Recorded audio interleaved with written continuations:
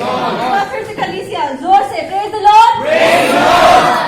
मुझसे कहा गया कि मैं एक वचन को शेयर करूं, छोटी सी बात को आप सबके बीच में शेयर करूं, खास तौर पे जब इस टाइम ऐसी महामारी चल रही है और कोरोना वायरस चल रहा है, तो मुझसे कहा गया कि मैं इस बात पे आप सबको कुछ प्रकाशित करूं। तो मुझे कुछ नहीं आता, पर मैं सच बता रही हूँ, मुझे कुछ भी नहीं आता। मैं तो अभी बस बच्ची ही हूँ, कलीसिया में बच्ची हूँ, and I am still growing.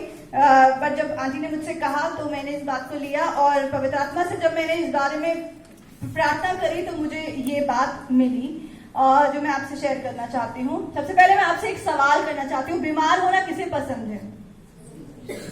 किसी को नहीं, लेकिन अगर बच्चों से पूछा जाए तो उनको बीमार होना बहुत पसंद है। जो स्कूल गोअर्स हैं उनको बीमार होना बहुत पसंद है कि नहीं है? वो एक दिन का बुखार कितना मजा दिलाता है ना। काश एक दिन बुखार आ जाए, प्याज कुछ लोग रखते थे पता नहीं बगल में, आई डोंट नो। एक बार मैंने भी कोशिश करी थी पर नहीं आया बुखार, उल्टा बदबू आने लगी। बट आई एम ग्लैड कि मेरा बचपना निकल गया है, और जब हम बड़े होते तो हमें समझ में आता है कि बीमारी हमारे साथ कितनी सारी तकलीफें लाती है, कितने सारे दर्द लेके आती है, कितनी ही तरीके की परेशानियां लेकर आती है। ना सिर्फ हमें परेशानी होती है, जो रोगी होता है उसको परेशानी होती है, बल्कि पूरा परिवार उसके साथ उस दुख से गुजर रहा होता है, और साथ में खर्चे कितने सारे लेकर आती है। दवाइयों का खर्चा, एक दवाई आजकल इतनी महंगी है, हर चीज के लिए प्रिकॉशंस लेना पड़ता है, हाइजीन कॉन्शियस रहना पड़ता है, बीमारी से बचाव के लिए नए नए रास्ते लोग खोजते रहते हैं, और बीमारी वाकई में बहुत तकलीफदायक होती है कि नहीं? जी, और कोई बीमार होना पसंद नहीं करता है। फिर मैंने ये सोचा कि बीमारी होती क्यों है, तो इस बात को मैंने जब यूहन्ना रचित सुसमाचार के 9वें अध्याय में पढ़ा, जहां जन्म के अंधे का वर्णन किया गया है, उसको दृष्टिदान का वर्णन किया गया, तो उसमें एक बात थी जो मेरे सवाल का जवाब थी, वो एक सवाल के थ्रू आंसर हुई। मेरा जो सवाल था कि हम बीमार क्यों होते हैं, वो यीशु मसीह के चेलों ने एक सवाल यीशु मसीह से किया, और उस सवाल के अंदर ही जवाब था मेरा। तो सवाल के सवाल में जवाब छुपा था। तो मैं आपको पढ़ूंगी। जब यीशु मसीह जा रहे थे और उनके चेले उनके साथ जा रहे थे, तो एक जन्म के अंधे को उन लोगों ने देखा, तो बड़े भोलेपन से प्यार से उन्होंने यीशु मसीह से पूछा, हे रब्बी, हे गुरु, किसने पाप किया था कि ये अंधा जन्मा है? किसने पाप किया था? किसने क्या किया था?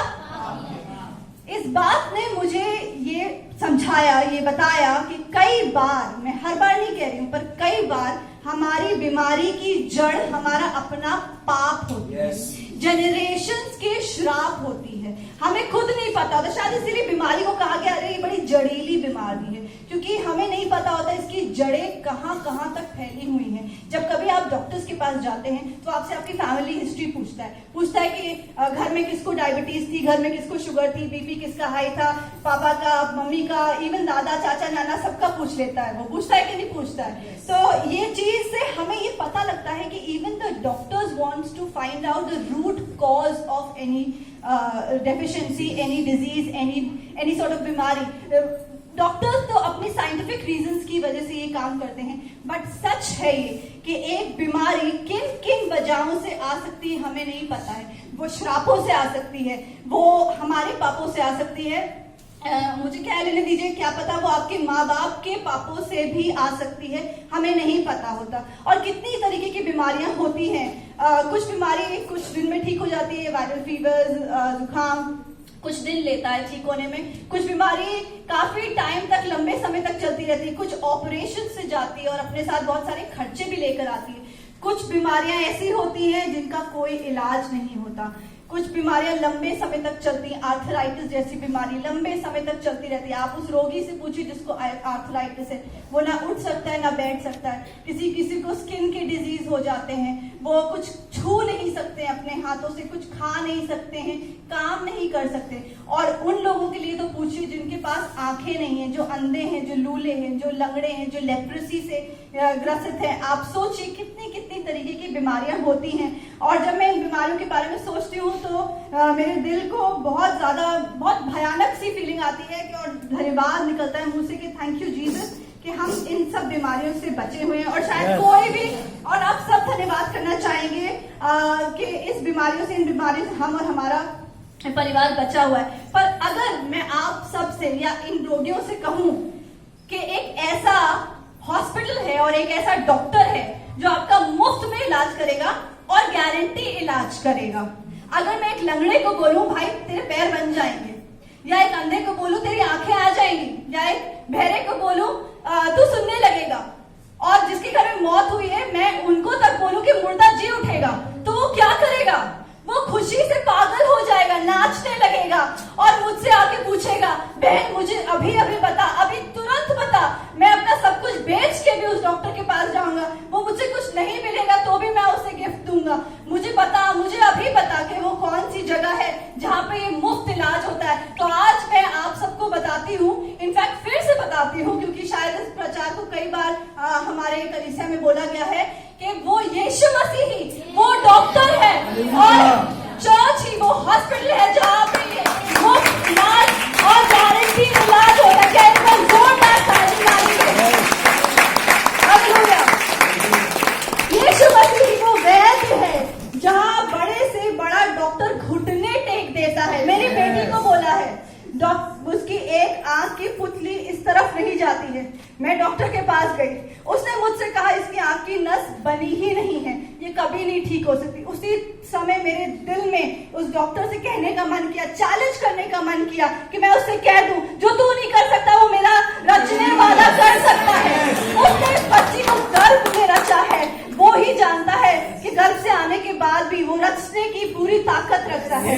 शायद सुनने में बड़ा किसी को शायद सिंपल लगे, शायद आप में से बहुतों को इसकी ताकत, उसकी सामर्थ्य का पता है, लेकिन बहुतों को नहीं पता है।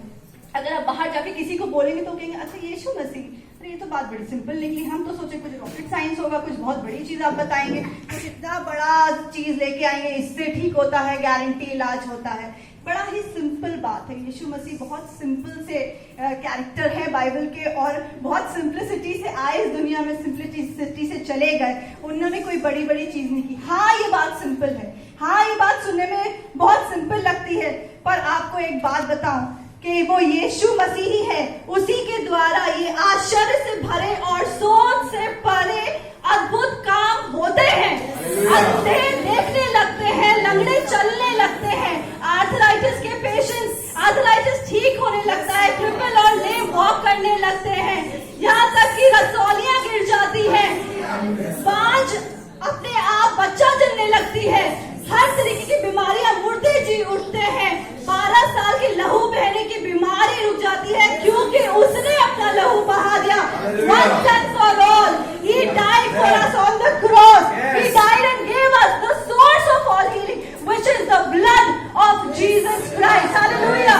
क्या उसके लहू के लिए एक बार जोरदार ताली बजाएं। Hallelujah. Hallelujah. उसके मार खाने से हम चंगे हुए हैं, हम उसके मार खाने से, उसके कोड़े खाने से चंगे हुए हैं। और कितना कीमती है ये लहू, कोई कीमत नहीं मांगता, कोई दुनियावी पैसे नहीं मांगता आपसे, आपको अपनी जेब खाली नहीं करनी पड़ेगी, लेकिन हाँ एक कीमत जरूर मांगता है। वो इतना प्रेशियस लहू सिर्फ एक कीमत मांगता है, और वो कीमत है आपका विश्वास। विश्वास उस लहू पे, ताकि जहां आप उसको जब लगाते हैं तो आप विश्वास कीजिए कि आप चंगे हो गए हैं। Hallelujah, hallelujah. बहुत सारे लोग सोचेंगे कैसे काम करता है ये लहू, तो मैं आपको बताऊंगी, और मुझे इस